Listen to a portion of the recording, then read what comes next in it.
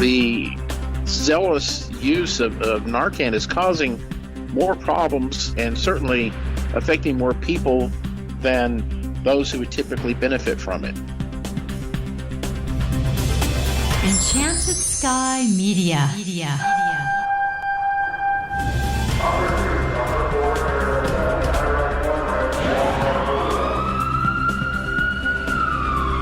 From the Federal Resources Studio, this is Code 3, the Firefighters podcast, hosted by award-winning journalist Scott Orr. Code 3 features interviews with leading members of the fire service, discussing firefighting strategy, tactics, and other topics you need to know more about. Now, here's Scott. That's right, and I will not let Parkinson's stop me. Thank you for joining me again here on Code 3. This is the show for and about firefighters. We're informing and entertaining members of the fire service, just like you, from coast to coast. Narcan has been pitched as the best way to deal with an opioid overdose. And while it does work, it's now being overused and sometimes misused. Some EMS providers and cops are administering it just in case, even if they aren't sure they're treating an opioid overdose. But Narcan has a lot of nasty effects on the patient, and my guest today says EMS providers rarely need to use it at all. Dr. Bryan Bledsoe is a professor of emergency medicine at the UNLV School of Medicine. He also routinely works the emergency department at the University Medical Center in Las Vegas. He's board certified in both emergency medicine and EMS. And Bryan Bledsoe joins me now. Welcome to Code 3. Thanks for inviting me. I appreciate it. Well, Narcan has been hailed as an effective way to save heroin OD patients. What does it do specifically that makes it so effective? Well, actually, if you look at the chemical structure of Narcan, it's very similar to that of the traditional opiates, such as morphine and so on. However, when it binds to the opiate receptors, of which there are 5 different classes, instead of stimulating them, it simply blocks them. And so people who have taken opiates can be administered Narcan and other drugs in that class, and it will actually knock the opioid off the receptor, reversing the effects. And of course, the effect that we're going for is the reversal of the depression and respirations, but it also, system-wide reverses all the opioid effects, both pleasant and unpleasant. So you've said that paramedics don't necessarily even need to be using Narcan. Is that because they can achieve a lot of the same result with a proper airway? Well, that's a lot of it. I've never said they shouldn't be using it. I think it's just vastly overused, and it's used indiscriminately.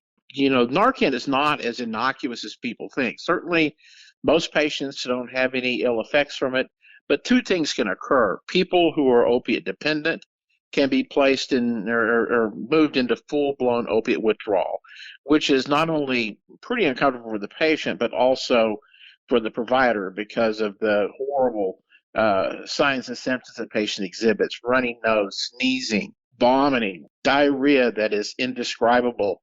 They get agitated, they get combative, and sometimes they actually injure the pre-hospital provider. Also, in certain patients, although not common, it can cause a non-cardiogenic pulmonary edema. And so it's just not as innocuous as people think. And certainly the opiate crisis is a national emergency. It's almost an international emergency.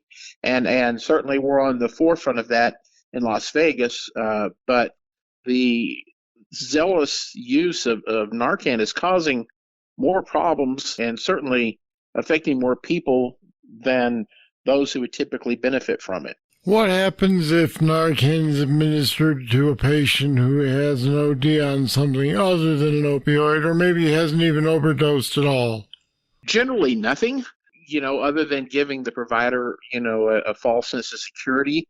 In fact, looking at the practice in Las Vegas where certainly people like to come out there and party, and drugs are very common. Most overdoses that we see that end up in the emergency department are, as you say, they're actually multi-substance. People taking opiates with marijuana or with alcohol or with benzodiazepines, or even with some of the stimulants such as ecstasy or methamphetamine. So, I think the incidence of the opiate heroin addict who overdoses is not as common as people think. Likewise, when you see pill overdoses, people may have an opiate in the prescription batch of which they've overdosed, but usually there's something else, such as a benzodiazepine or a sleeping pill or something of that nature. Some providers are using Narcan to punish people they believe have had an OD,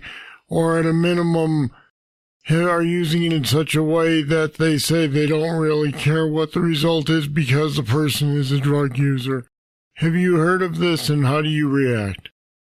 Well, I've heard of it, and I've seen it. I've been in EMS 40 years. I started, as a paramedic and firefighter, and went on up into the medical side of it. And it seems to be a trend of the last 10 years where initially Narcan was used reasonably, but now with the opiate epidemic and this mass hysteria that's going on about this mysterious and non-existent fentanyl skin exposure issue, particularly in law enforcement, it's just gone nuts. And you see some comments that are surprising, like, I'm going to give him Narcan because I don't want to carry him down 3 flights of stairs. I want him to walk. Or, I saw some comments where, they are addicts. They should be punished.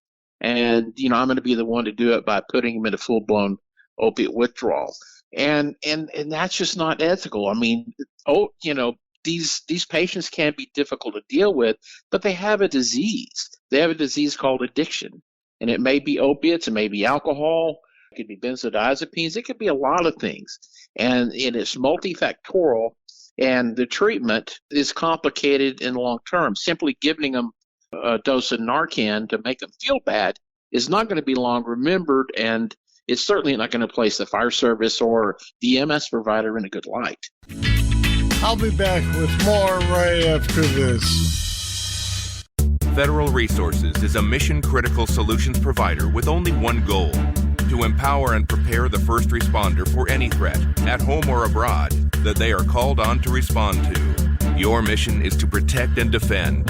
Our mission is to make sure you're equipped with the knowledge and training on response techniques to current threats.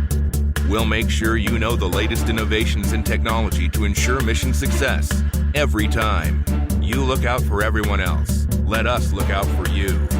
Learn more at federalresources.com.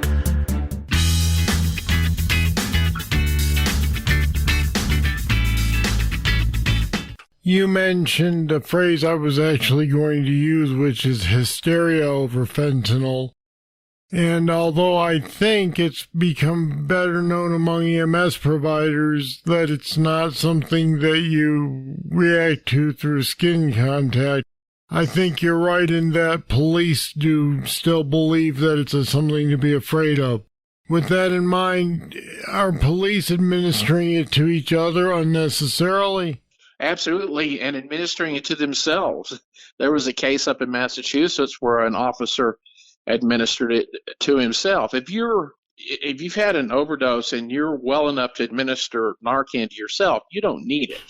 And there's a classic case out of Ohio where an officer gets sick after arresting some people who were doing methamphetamine that they, were calling ICER, which is the slang for the name ICE, and ended up getting Narcan, which has absolutely no effect on amphetamines, yet they got better. So it is a mass hysteria, and the Centers for Disease Control and the American College of Emergency Physicians have all put out statements about this, but it makes such a good news story in this day and age that the media jumps on it. And my question is, well, how come we don't hear stories of people in the Philippines and China who make this fentanyl dying from exposure from it. They're going to see a lot greater quantities than we're going to see here in the United States. Yet, they put a mask on. That's it. They don't even wear gloves a lot of times during the manufacturing process. So how it got established in this country as a condition is beyond me, but it's an urban legend. It's pure myth.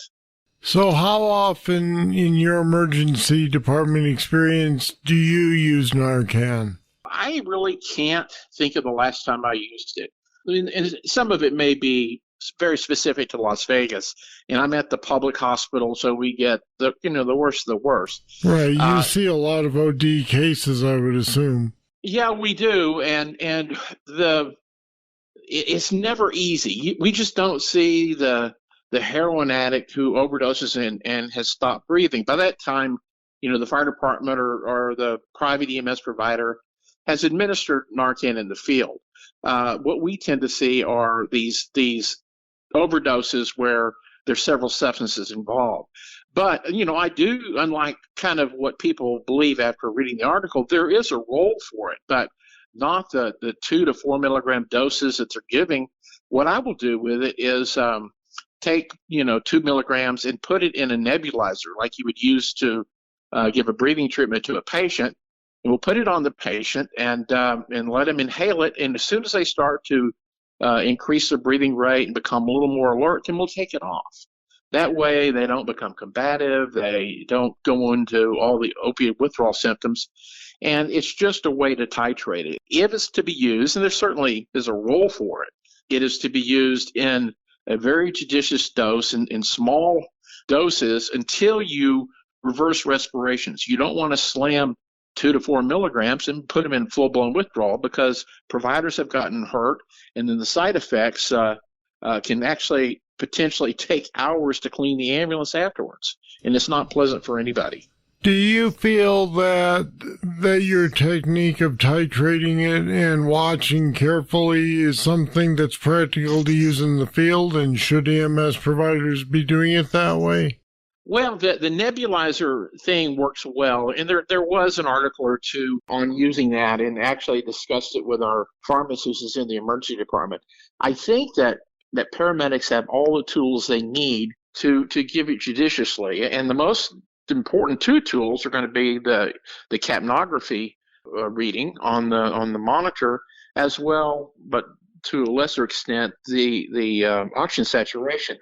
So potential overdose or documented overdose, they come from a place where heroin's all around, or the only bottles found are opiates. You can give a small dose, but just enough to assure that the respirations are adequate. That is, maintaining the capnography reading, at the appropriate level, and assuring they don't become hypoxic. And the half-life of Narcan is not real long, and it may need to be repeated, but giving small doses until you get the desired effect is the way to go without just slamming in the whole vial of it and causing pulmonary edema or opiate withdrawal phenomena. And how much longer does it take to do it to treat the patient that way than to just slam it in? Yeah, it doesn't take any longer. It just takes better decision making, and talking to experienced paramedics and firefighters who are doing this, a lot of them have kind of learned their lesson. They especially in some of the inner city areas where they've been hit or they've been swung at, and they learn now that the role of this drug is just for these small number of cases they're going to encounter where respirations have improved, will improve with the drug. Interestingly, I'm from Texas, and one of the ambulance services in Texas actually started looking at the cost of Narcan and the amount of Narcan that was actually being needed, and they decided not to stock it on the ambulances. While I think that may be specific to certain parts of the country, the cost of this drug has gotten astronomical as soon as the media started carrying these stories about cops overdosing and all this fentanyl exposure hysteria. And so it's becoming a cost issue as well. It's just like the EpiPens. Soon as Big Pharma can find a way to make a profit on it, regardless of the benefit to society, they're going to do it. And we're seeing that with Narcan now. It sounds to me as though you're suggesting, at least obliquely, that police officers probably should not be carrying Narcan and administering it. True? I have to qualify. I think it's okay to carry it, but I think they're inadequately or improperly trained as when to use it. Many years ago, I was riding with the paramedics in Sydney, Australia, and down there they've had Narcan in the areas where they call them shooting galleries, where they're known to be using opiates, and actually made it available to the addicts in case it was needed. And as well, the police in New South Wales were trained in the use of it, but much more in line with the protocol that we use medically. But the problem is they want this drug in auto-injectors like the EpiPen, and really it's very difficult or much more expensive to have the auto-injectors with an adjustable dose. So it's going to come down more, I think, to the education and training. And certainly the use of the nasal Narcan, once it comes off patent and less expensive, is probably going to be the answer to a lot of this, because there's not much difference between dripping a couple of drops of Narcan in the nose versus what I do by putting it in a small volume nebulizer and administering to the patient by inhalation. All right, Dr. Bryan Bledsoe, thanks for talking with us today on Code 3. Thank you, Scott. And we've put some more information about using and misusing Narcan on our website at code3podcast.com/Narcan. Check it out. Here comes your trivia question. What is Hennebert's sign and what condition does it indicate? I'll have the answer right after this. Ever notice that Scott always tells you that you can get a guest's book at our website, code3podcast.com? That's because we have links to order their books from Amazon on the episode's show notes pages. It makes it easy for you to get the books, and it helps support Code 3. When you buy Amazon through our website, we get a small cut too, and it doesn't cost you any more to order through us. Plus, there are other firefighter-related products there too. Take a look at code3podcast.com. Now, here's your trivia answer. Hennebert's sign is when pressure on the tympanic membrane causes an nystagmus on the same side. It suggests labyrinthitis. But you knew that, right? All right, that's it. That's all for this edition of Code 3. Love to hear what you think of the show. Just email me, scott@code3podcast.com. Thank you for listening. I'll be back next time with more. I hope you'll join me then.